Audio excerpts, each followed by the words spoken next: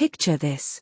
You're standing on the deck of America's newest aircraft carrier. The sun's barely up.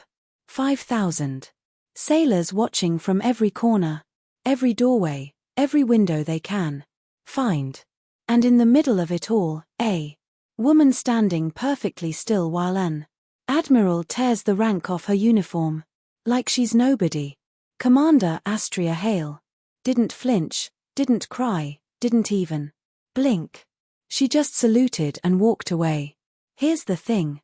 Nobody knew that morning. 6 hours later, alarms were going to scream across that carrier.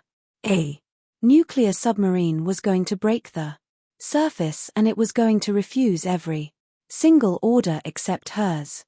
The admiral thought he'd ended her career. He had no idea what he just started. Let me take you back a bit. Astria Herald wasn't some rookie who screwed up. 15 years in the Navy, 3 combat citations, the kind of officer other officers looked up to. She'd been promoted faster than almost anyone in her class. And there was a reason for that. She was brilliant at something most people don't even know exists: undersea warfare, the deep, dark, classified kind. But on that morning on the USS Everett, none of that mattered. Admiral Malcolm Whitruft stood in front of her with a face like stone, and a voice that carried across the entire flight deck. "Commander Hale," he said loud enough for everyone to hear, "you've been accused of sharing classified information with a foreign military, unauthorized communications, endangering this battle group and every sailor on it." Behind him, a screen lit up with her service record. Every achievement, every mission, every sacrifice, all of it now stained. And Astria, she just stood there, jaw set, eyes forward, silent. The admiral wasn't done. 15 years of service mean nothing, he said, stepping closer. When weighed against treason, that word hung in the air. Treason. You could feel the crew shift. Some looked away, some stared harder. Everyone knew what was coming. "Do you have anything to say for yourself, Commander?" Astria's voice came out calm.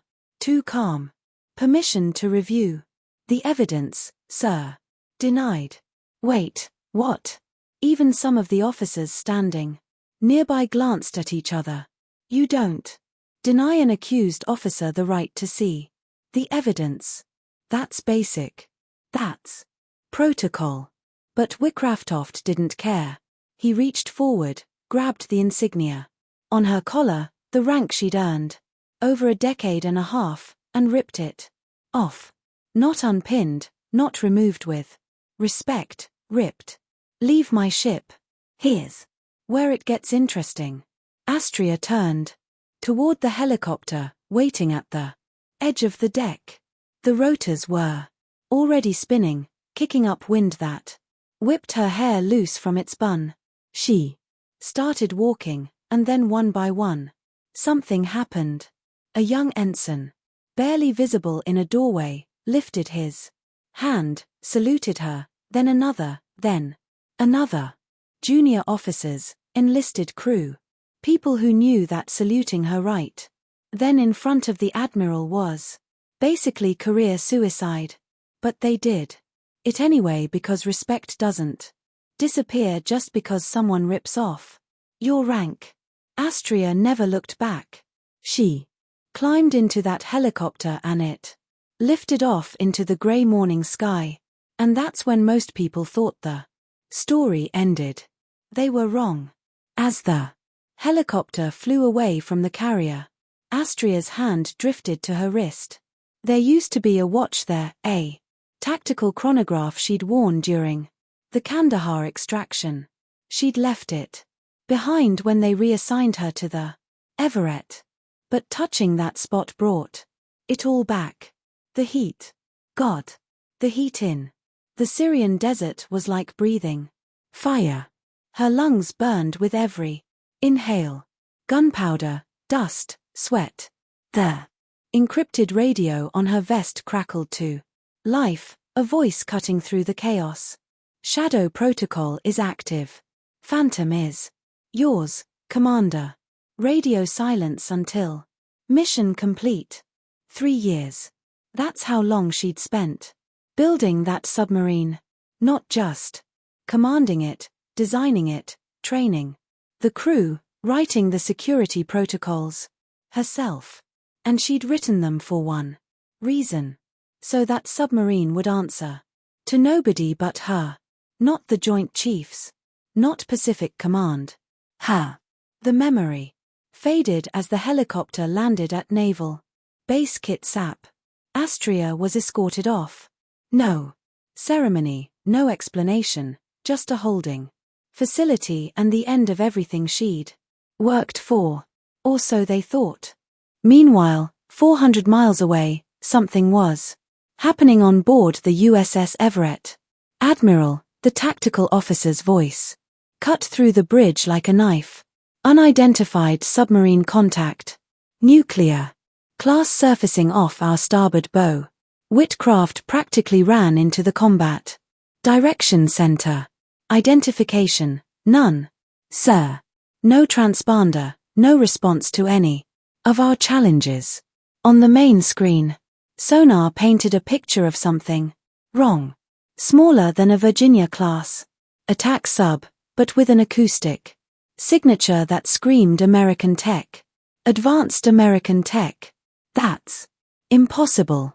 Whitrow snapped. We don't have any submarines in this region. The comms officer looked up, face pale. Sir, we are receiving a transmission. Text only. The screen flickered. 5 lines of text appeared. USS Phantom. Special Warfare Division, awaiting orders from Commander Hale. The entire Combat Direction Center went silent. You could hear a pin drop. Respond. Whitcraft ordered, his voice tight. Now tell them to identify themselves and state their mission. The message went out. Nothing came back. Try again. All frequencies. Still nothing. That submarine just sat there 15 miles off. The bow, not moving, not responding, not doing anything except waiting. Captain Elijah Verne, the Everett's co stepped closer. Sir, before we escalate this, we need to understand what we're dealing with. There is no USS Phantom, he snapped back. It doesn't exist. That's when Lieutenant Commander Ree Calloway spoke up, Astria's former second-in command. Actually, sir, it does. Whitcraft turned on him. Excuse me.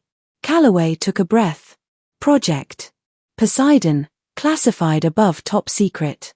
Commander Hale designed and commanded the most advanced deep reconnaissance submarine in the fleet.